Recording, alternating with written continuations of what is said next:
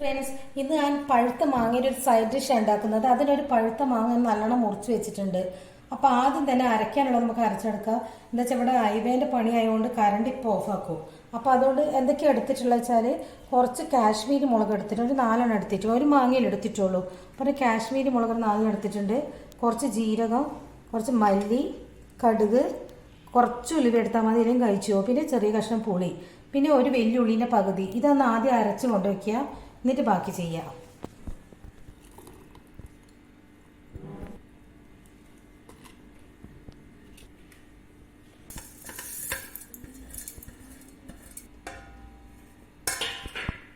കുറച്ച് വെള്ളം ഒഴിച്ചിട്ട് നല്ലോണം അരച്ചെടുക്കാം.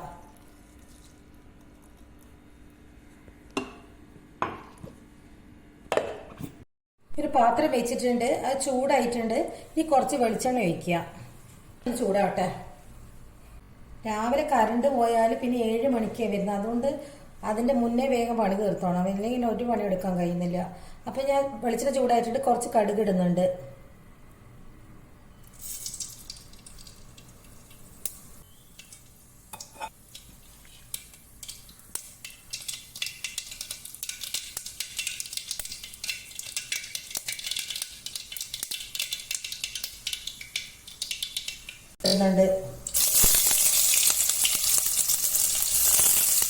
ചെറുതാക്കി മുറിച്ചതാണത്. പിന്നെ ഒരു 4 വെളുത്തുള്ളി എല്ലി ചെറുതാക്കി മുറിച്ചതായി ഇത് ഇടുന്നുണ്ട്.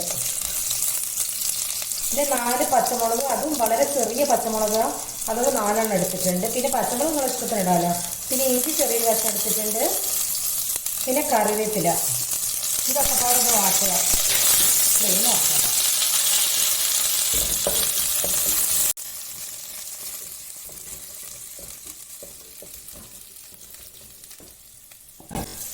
കുറച്ച് മഞ്ഞൾ ഇടുന്നുണ്ട്.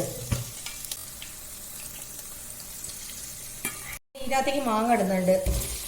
അണ്ടിയോട് കൂടി തന്നെ ഇടുക, അണ്ടി ഉണ്ടെങ്കിൽ രസമാണത്. ഇത് നല്ലോണം വാട്ടുക. കുറച്ച് ഉപ്പിടട്ടെ.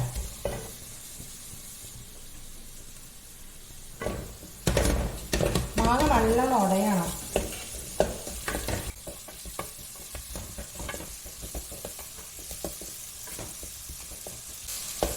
ഇത് സൈഡ് കറി ആയതുകൊണ്ട് സൈഡ് ഡിഷ് ആയതുകൊണ്ട് കുറച്ച് ഒരു മാങ്ങയൊക്കെ മതി. അത്രയല്ലേ ഒഴിക്കുള്ളൂ സൈഡ്.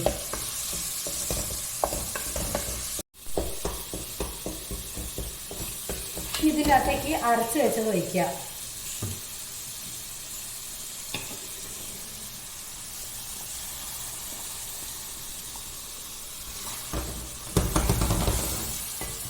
ഫ്ലെയിം കുറയ്ക്കട്ടെ. കുറച്ചുകൂടി വെള്ളമാക്കി ഒന്നുകൂടി അരച്ചിട്ടുണ്ട്.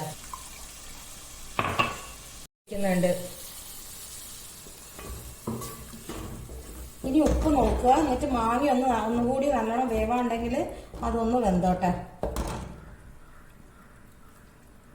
കുറച്ചുകൂടി ഉപ്പിട്ടിട്ടുണ്ട്. ഈ ഫ്ലെയിം കുറച്ച് വെച്ചിട്ട് ഇതൊന്നും കൂടി ഒന്ന് ഉടയട്ടെ, വെന്തിട്ട് ഉടയട്ടെ.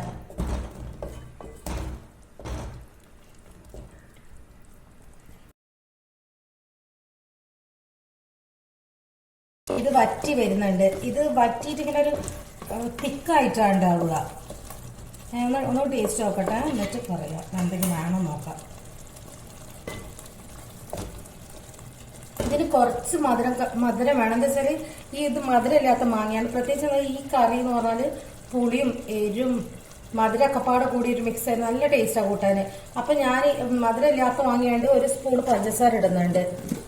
നിങ്ങൾക്ക് വേണം വെല്ലം വേണമെങ്കിൽ വെല്ലം ഇടാം.